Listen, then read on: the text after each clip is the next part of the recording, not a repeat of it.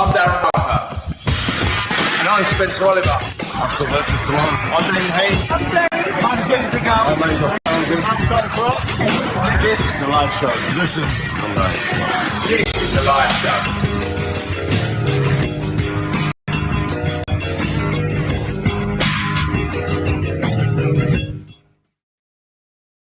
To the live shows.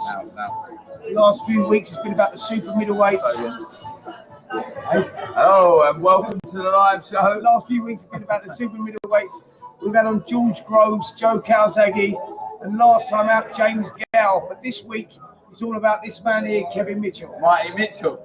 I'm here. Right, remember, for this show, like we do every week, we're going to have a signed glove by Kev, our star, our guest this week. So a lucky viewer will win the signed glove. What else we've got going on? Remember, if you want to ask a question, we've got to do it at the top right of the screen. You'll see request to chat. Just click that, you'll come up. We'll be able to see that you want to ask Kev a question. And yeah, we're ready to go. Well, listen, I want to ask Kevin a question anyway. How's it all going since retirement, mate? You happy? It's going really well, yeah. I've had a nice time, I've had a few weeks, a couple of weeks out of retirement.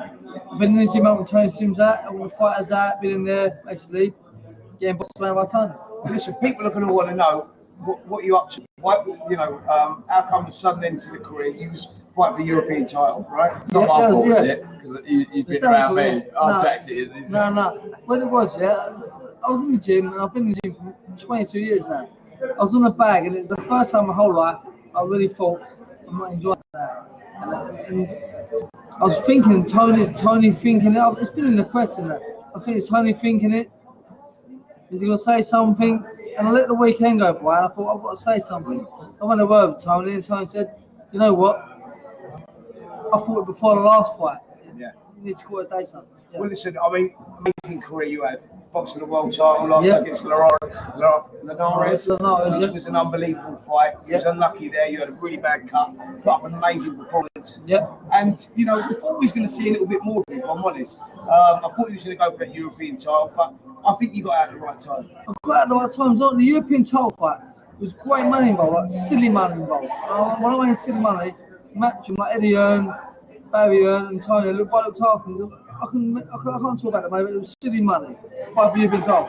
And that didn't motivate me. And to be fair, I could do with the money. But it's just the time I need to go, I'm done with it. And you know, though, it's yourself, and as you do, when you have fighters, if you're done, you're done. Yeah. You feel at peace with yourself. You're happy with your career. I'm happy, yeah. I'm happy with what I've done. Yeah, I've stayed like we've stayed, like normal guys, happy going guys. You can get on with people. I must say, if anyone don't know out there, I remember when I was a kid, and we've got another someone in the audience here, Danny Barbo, who used to box with. Kev, how many fights did you go unbeaten as an amateur? It's that ridiculous. 29-30. 29-30 fights unbeaten as an amateur. And let me tell you, as amateurs, you don't go 29 and 30 unbeaten. That's pretty much unheard of. Quick one, just let you know, we're in Brickyard here in Essex, close to Kev's home here. So if you can hear a bit of music and in the background, really good little setting here. But again, if you want to ask a question live, face to face, request a chat and come up and you can ask Kev a question. We've got a couple of little messages down here. Guest 760, you're a legend, Kevin. So I want to thank you very much, and God bless. I've done what I've done in my career, and I had a good time. I've got a lot of happy memories with my fans. Yeah, it was great. So proud of you, Kevin, from Mandy. I know, Mandy, God bless. I'm very sorry Dapper's not here. What was your toughest fight? My most brutal fight was, I'll say, Carl Johnson. Yeah, I remember I was there commentating that one. I took beat up, my jaw busted. I never got his X-ray, but I'm pretty sure my jaw was broke. I did both my hands were busted and gone broke. Yeah, it was a good fight. People are going to want to know, how did you pull yourself through that fight? So people that won't remember the fight, I mean, you had a torrid first few rounds, didn't you? Yeah. He was one tough cookie. Tough guy, a very strong man. It was just like, I don't know, I woke up in the 6th round and I thought, hit me with an uppercut. I might melt in the 6th round with an uppercut. I thought, damn, I'm in no already, like. And I steamed through it. Well, I mean, let's start right at the beginning then. Go on, yeah. Your career. Go on, how did it all start? How did you get into boxing? I was an 8-year-old kid. I was fighting prison. Getting in trouble. We've all done it. I was probably a little bit different. My mum said something you're different. I said, I don't thank you very much, man. You're special. You're special. So I was fighting on football pitches, and then I entered the gym. And my ex-brother-in-law, Jamie Williams, who's now a trainer, professional coach. Lovely fella, Jamie. Lovely fella, Jamie, and took me to a boxing gym, which was his uncle's called Bobby Ullman. Bobby Ullman was years later worked for Bobby Ullman as a fishmonger, but at the time he said to me, what you need to do, boy, is go to Bourne George Nelm Park under the sign of Paul Cook, who's a great coach. I went there, and thank God I was lucky. Yeah. I was gifted. I wouldn't say you're lucky, mate. You won everything as an amateur. Yeah. Done amazing as a pro. The only thing you could possibly go down as probably one of Britain's best fighters never to win a world title, if I'm honest. That's saying that, yeah. You know how expensive. We have things happen in our lives, and do you know what? It doesn't bother me at all. I'm happy that I've stayed like us guys. Like, you can come on here, have a chat, and the other person can ring up and go chat to you. And I know you're a nice fella. I know you're a normal fella. Like, if they've ever met you in a restaurant or bar or anywhere, we're normal. That's the best thing about this sort of show. So that to you means as much as the achievements that you've won in the ring. It means more to me. Yeah. It means more to me. It's better know that I'm on here tonight. I'm with you, my friends. It's nice. I've got one down here. Look, we've got Christos Pat. Kev, what was your greatest night in the ring? The night I fought on Jorgen Linares for the Dover World title, I had the guy beat. And I didn't beat. You had him down. I had him down. Only for head clashes, I got beaten for cuts from head clashes. It's one of them things. Yeah, that was the best night. Linares, by the way, is a freeweight world champion, great fighter, and he'll probably go down in the record books as one of the best little fighters that's been around. Kid put up an amazing performance. And your second to last fight, right? Yeah, it was my second to last fight. And what a lovely man as well. But what people don't understand this sport, he's got personal. He was a lovely man. He had a baby born 2 hours before the fight, I'm pretty sure, and yet he wasn't told because of the fight. Yeah. If anyone wants to request a chat, you come up. You've got to press request a chat. Come up on the screen, ask Kevin a question yourselves. He's here. You can see he's down to earth, waiting to answer any questions. So get on there, guys. Come up and have a little chat with the Mighty Mitchell. I was going to say, Kev, I mean, there's all positives in your career. I can't think of any negatives. But is there anything you regret? Yeah, massively. This. That's all right now. You're retired. He's all right now. I'm retired. As a young kid growing up when you were a young boy, growing up fighting and things, you get out, you get involved, and we've all done it in the party life. You've got missus at home, and you're out and involved in the party life, and you start drinking too much, try to train with it doesn't work out. Like, you need to live life as a fighter, as an athlete. But back in our era, it wasn't quite like that. After the Casillas fight, where you had a stinker, you boxed terrible in the Casillas fight, you big massive West Ham open air stadium, you said going to be a big night, you lost that fight. We thought we wouldn't see you again. You disappeared in the pub for a year, come back out and turned your career up. Yeah, but not many fighters do that, Kev. It's like, I've always had the ability to do good things, and I've never been stupid to know it. I've known you guys from a baby, and it's one of them things, but like, the career's hard, you know, it's a rock and roll lifestyle. People don't see it. Yeah. It's what you do in the gym. It's not from when you're on the telly 19, 20 years of age. It's from when you're a 7-year-old kid, like Kev said, 8-year-old kid. You're grafting. All your mates are going out of school, going out playing, partying, and you're in that gym Monday, Tuesday, Wednesday, Friday. That's a lot of commitment. One before school, I'm very good friends with my school teachers, and they say they don't know how I've done it. Like basically, one before school, dieting whilst being in school, go on lunch break. Everyone's having chip bowls, and like you can't have chip bowls. You're dieting like mad, man. Yeah. That's from the age of like 12 to now I'm 31. It's a long time. Yeah, it's been. So what was you pro 13 years? Was it 13 years? 13 years. I thought it was 10 years. Yeah. Fantastic. Right, hold on. We've got someone down here. Hold on. Let's just ask. Was it awkward training with Ricky Burns and having the same training, given he had already beating you in the ring? It's funny saying that, Ricky, right? Oh, mate, what a gentleman, mate. You would not believe what a lovely man, what a lovely non-defence world champion a man could be. Not flash, not brash, he's a nice kid. And to be fair with you, I was friends with him before it. I've been friends with him after, and I'm more close with him now than I've ever been. He's the most loveliest man in the world. No, it wasn't hard. No, it's not been hard at all. Training with him, it inspired me to be a better fighter, and it made me push harder. Lovely, Daddy. Right, quick one. We've got Paolo Manzi up here. Do you want to ask a question? Jump on stage. Come on, let's ask Kevin a question. What's up, Paolo? Here we go. Give it a sec, just a little while. You need bit of view in the background of the. There he is. Hi, Paolo. You alright? We can't hear you, Paolo. Have you got anything? You've got earplugs. You need some of these, Is your thing on mute? Can you turn it up?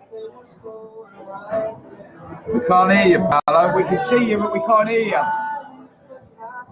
But if I was a very good lip reader, I would lip read your question. But do you have earphones at all?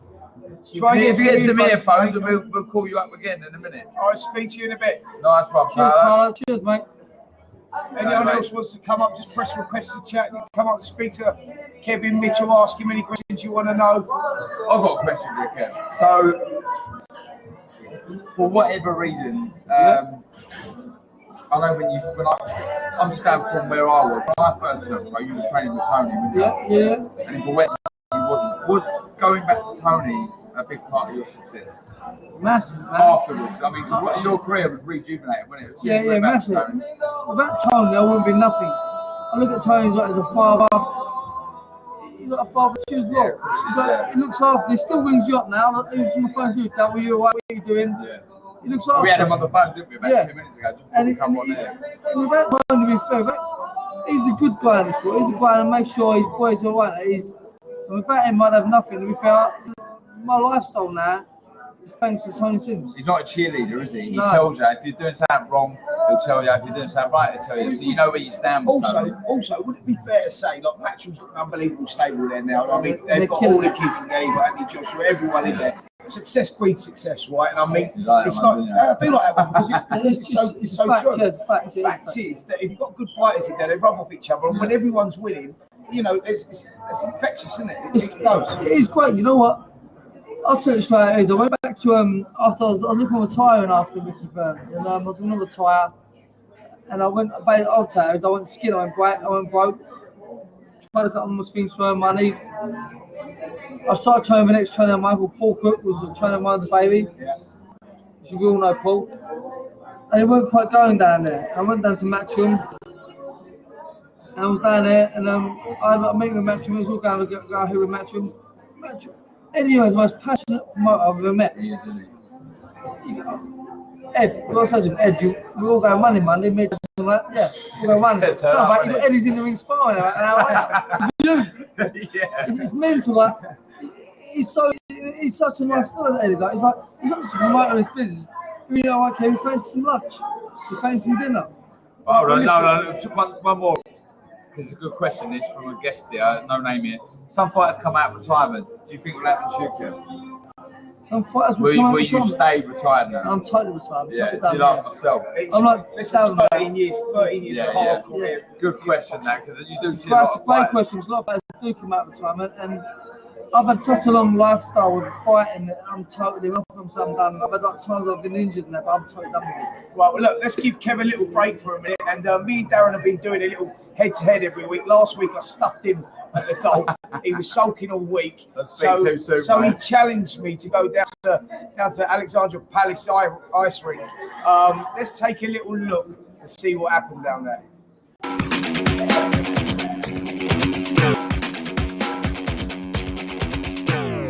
Darren's called the second head-to-head. The first one I won, obviously, the crazy golf. So Darren's called out the second head-to-head, which is ice skating. My sister called it out. Called it out. All I'm saying is I can't skate. And I can't skate. But I've got a feeling I'm being hustled here. He's adamant and telling me he can't skate. But I can't let go of the side, if I'm going to be honest with you. So this should be fun, should be entertaining, but I'm quietly not confident. How am I going to get up there? let's go.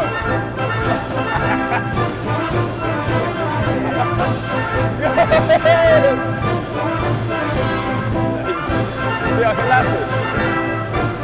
See if I can lap it. I'm surrendering. I ain't going to do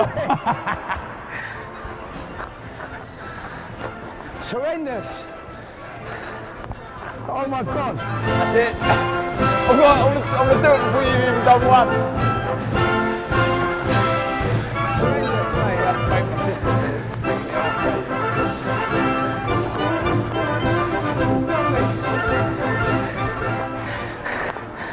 He's done me. He's totally done me. He's told you he's a bandit. Yeah, you've still got a chance. No one calls on. Ice skating. You've still got a chance. Whoa.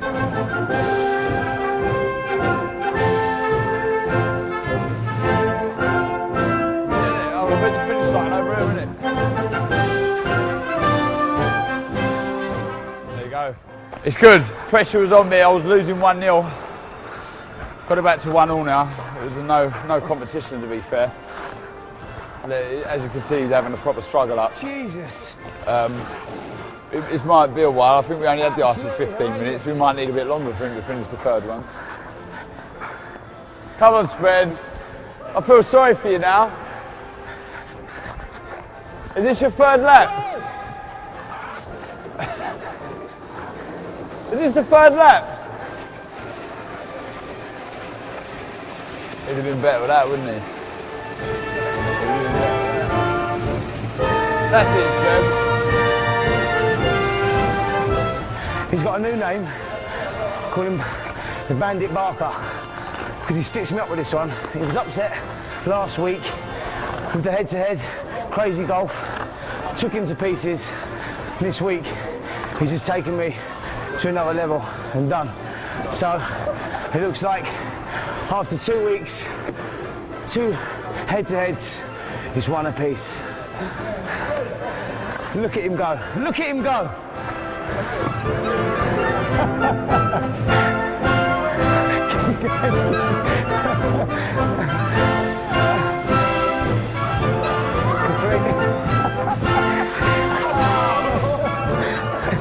Brilliant.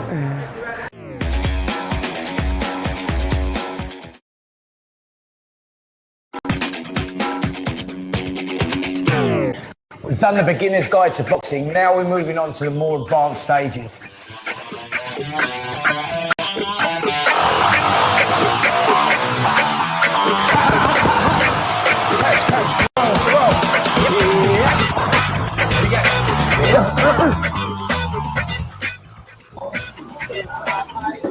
Well, there we see it. We see the little promo there of me behind the Darren Dazzling Omen Boxing School. We've done a beginner's guide. That was the more advanced levels. But let's go back to that head-to-head.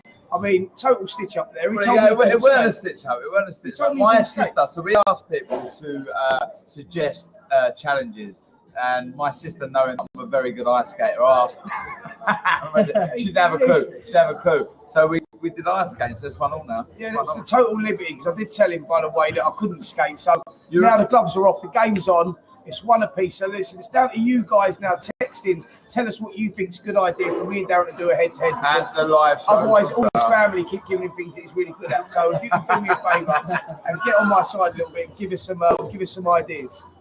Well, someone said there I've hustled Spencer. I haven't hustled him. Honestly, it's genuine. Everyone loves Nuss, love it. Yeah. To your mates. He told me, I've genuinely said to me, I think we should. Can I call the next show out? Yeah, please. Push bike, BMX is on the skate ramp. And what we got there? Do skate jumps. Skate jumps. He's taking it to the extreme level. Oh, pads, isn't go there. Right image was taking the extreme. But anyway. Right, just as this here, I've got Jamie Starr here. Kev, predictions for Frampton and Quigg. Who wins? For me, it's quite good. To be fair. I met Frampton the other day for the first time. I introduced myself to him, and I'm a big fan of his. And what lovely guy, lovely person. I just fancy him being too smart, just being too with it, and I fancy him with a late stoppage. Frampton, yeah, Frampton late stoppage. Right, we've got one more here. No, sorry, Spen. And Anthony-Joshua Martin in April. Who's that? Josh is my good pal. I'm in the gym with him quite often now, and based off Anthony Josh is knocking him out. What do you think about Frampton Quigg? I'm going Frampton and I'm going AJ. I just like Kev says, knowing him in the gym, seeing what he does. The geezer's an animal. I mean, he's your modern day heavyweight. Absolutely. And you know, I mean, if you look at who you would, I mean, even on body wise and physique, who should be a heavyweight world champion? It would be. I ain't quite AJ. got my body. I ain't quite got my body, but he's a great No, guy. I ain't got yours. No. Well, what about let's go Frampton quick. Now this one's a real 50-50 fight, a real split. I know you hear that cliche all the time, but it is. I mean, let's break it down. Either man can take any man out with any shot at any point. You know, the fight could end in the first round. It could go, go tight points. Give us some reasons why you think Frampton will win. I just think he's a more complete fighter. I mean, don't get me wrong, Kriegs, I don't know if it was the last fight or not, when he done Martinez early on, and he took Martinez to Frampton more round. Yeah.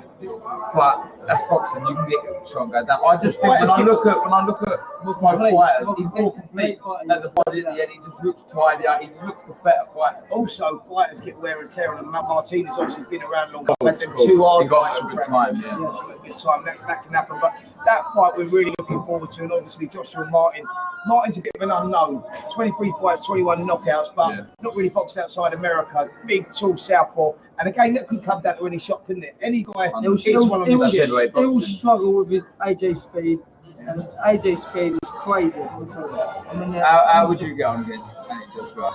You two go. Oh look, before you, hey, listen, before you, that was a we've got Paolo back up. Can we hear you, Paolo? Yes, Paolo. He's with earphones. Oh, we still can't hear you. I don't know what is going on here, Paolo. You sure there's nothing muted or anything on your Like you laptop? said, earphones on.